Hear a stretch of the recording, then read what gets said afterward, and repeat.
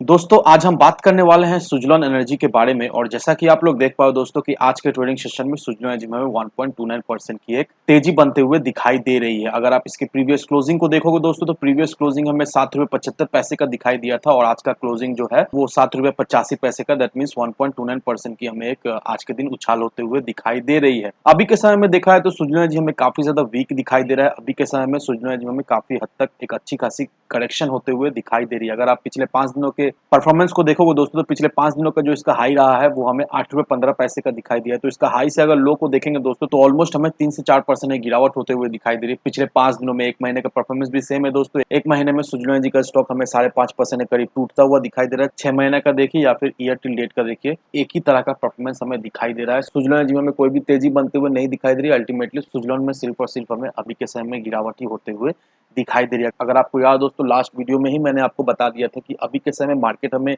काफी ज्यादा वीक दिखाई दे रहा है। नो डाउट आज के दिन मार्केट हमें पॉजिटिव में क्लोजिंग होता हुआ दिखाई दिया है, लेकिन इसका मतलब ये नहीं है कि अचानक से मार्केट में हमें एक तेजी बनते हुए दिखाई देगी, क्योंकि पिछले वीडियो में ही मैंने आपको ये दिखा दिया था कि ग्लोबल मार्केट का सेंटीमेंट अभी हमें bearish as well as very bearish दिखाई दे रहा है। तो अभी के समय में कोई भी कुछ खास रिकवरी होते हुए नहीं हमें दिखाई देगी मार्केट में, और इसका असर डायरेक्टली हमें सुज़लोन और भी कई सारे स्टॉक में पड़ता हुआ दिखाई देगा। अब अगर आप यहाँ पर इस आर्टिकल को देखोगे दोस्तों तो ये आर्टिकल देखने के बाद आपके मन में बहुत सारे जो डाउट्स होगा वो डाउट्स जो है वो क्लियर हो जाएगा। अब यहाँ पर इस आर्टिकल में देखो दोस्तों, यहाँ पर क्या मेंशन किया हुआ है कि 300 से भी ज्यादा स्टॉक जो है वो ऑलमोस्ट 50% के नीचे लेवल में हमें ट्रेड करता हुआ दिखाई दे रहा है। तो अभी इन्वेस्टर्स का क्या रणनीति रहना चाहिए, एक्सपर्ट्स के द्वारा यहाँ पर मेंशन किया हुआ है। अब inflation as well as interest rates जो हाइक हमें होता हुआ दिखाई दे रहा है, और अदानी ग्रुप के साथ जो हो रहा है, और साथ साथ जो ग्लोबल बैंकिंग में जो हमें क्राइसिस होता हुआ दिखाई दे रहा है, इसके वजह से इंडाइसिस हमें ऑलमोस्ट 10% के करीब टूटता हुआ दिखाई दिया अपने ऑल टाइम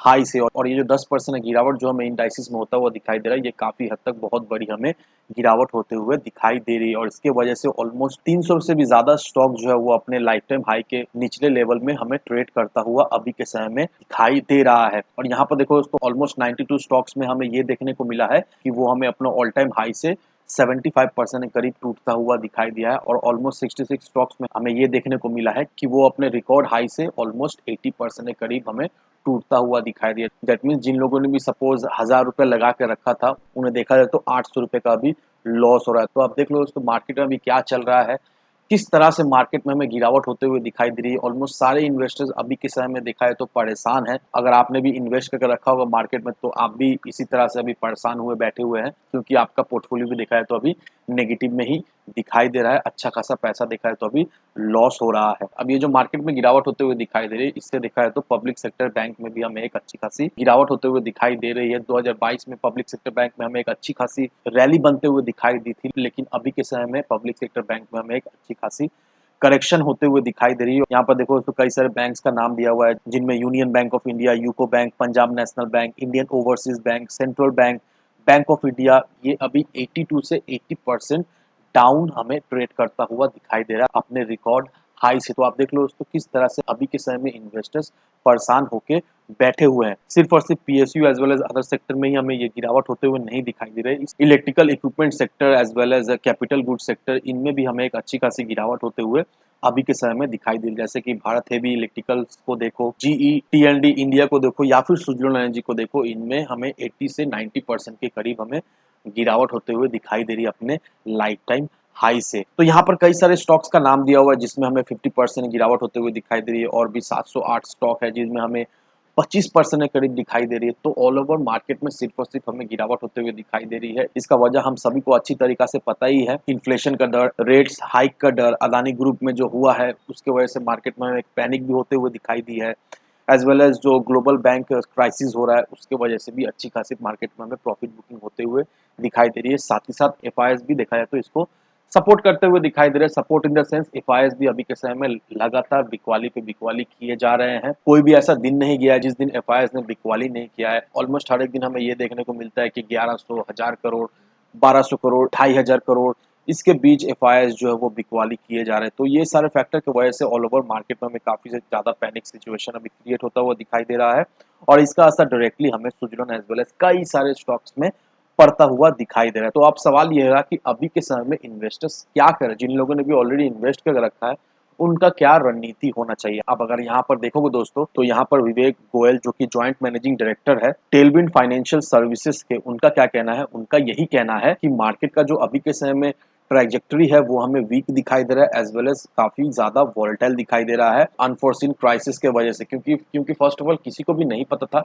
कि इस तरह का सिचुएशन मार्केट में आता हुआ हमें दिखाई देगा। मार्केट अच्छा खासा ही चल रहा था, लेकिन अनफॉर्चुनेटली कुछ ऐसा ऐसा इवेंट्स हमें आता हुआ दिखाई दिया जिसकी वजह से मार्केट हमें संभलता हुआ नहीं दिखाई दिया, मार्केट में हमें एक अच्छी खासी गिरावट होते हुए दिखाई दी। तो इसकी वजह से आने वाले समय में मार्केट हमें काफी हद तक वीक दिखाई देगा, वॉलेटाइल भी दिखाई देगा। तो उनका यही राय है कि रिटेल इन्वेस्टर्स जो लोग भी इन्वेस्ट कर रहे हैं वो अपने पोर्टफोलियो को काफी हद तक डाइवर्सिफाई रखे, एक ही स्टॉक के भरोसे में ना रहें, अपने पोर्टफोलियो को डाइवर्सिफाई करें ताकि अभी के समय में आपको कम से कम लॉस हो। लेकिन ये जो वॉलेटाइल मार्केट आपको दिखाई दे रही है, ये देखा जाए तो अभी के समय में आप सभी लोगों को अपॉर्चुनिटी दे रहा है। आप चाहो तो इस अपॉर्चुनिटी को ग्रैब कर सकते हो, क्योंकि 300 से भी ज्यादा स्टॉक जो है वो अपने हायर लेवल से 50% के नीचे हमें ट्रेड करता हुआ दिखाई दे रहा है। कई सारे ऐसे भी स्टॉक है जो हमें अपने हायर लेवल से 80-90% के नीचे लेवल में ट्रेड करता हुआ दिखाई दे रहा है। तो ये देखा है तो एक अपॉर्चुनिटी है।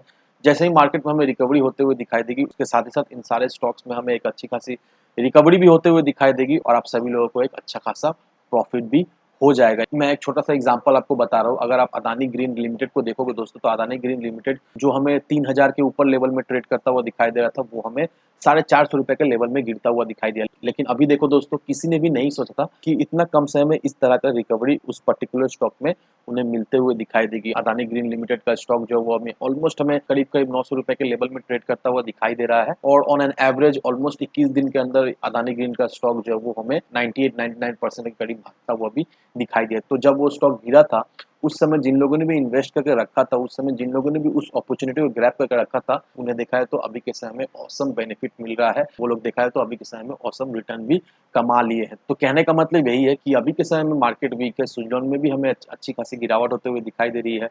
कोई भी राहत का आसार नहीं दिखाई दे रहा, लेकिन इसका मतलब ये नहीं है कि आने वाले समय में रिकवरी हमें होते हुए नहीं दिखाई देगी। नो डाउट दोस्तों, आने वाले समय में सुजलॉन एज वेल एज जितने भी स्टॉक्स अभी निचले लेवल में ट्रेड कर रहा है, उन सारे स्टॉक में एक अच्छी खासी तेजी बनते हुए दिखाई देगी और वो सारा स्टॉक आपको एक अच्छा खासा रिटर्न भी बना कर देगा। तो अगर आप सोच रहे हो सुजलॉन में इन्वेस्ट करने का, तो इस लेवल से भी आप इन्वेस्ट कर आपको जस्ट वेट करो, जैसे ही रिकवरी होगा दोस्तों, आप सभी लोगों को एक ऑसम रिटर्न यहाँ से मिल जाएगा। तो इन सारे फैक्टर को कंसीडर करो, उसके बाद ही अपना एक इन्वेस्टमेंट डिसीजन लो। लेकिन दोस्तों, मेरी आपसे एक ही विनती रहेगी कि विदाउट एनी डिटेल रिसर्च के बिना कहीं पर भी इन्वेस्टमेंट ना करें। वीडियो अगर आपको पसंद आए तो लाइक सब्सक्राइब जरूर करना। तो चलिए फ्रेंड्स, मिलते हैं अगले वीडियो में।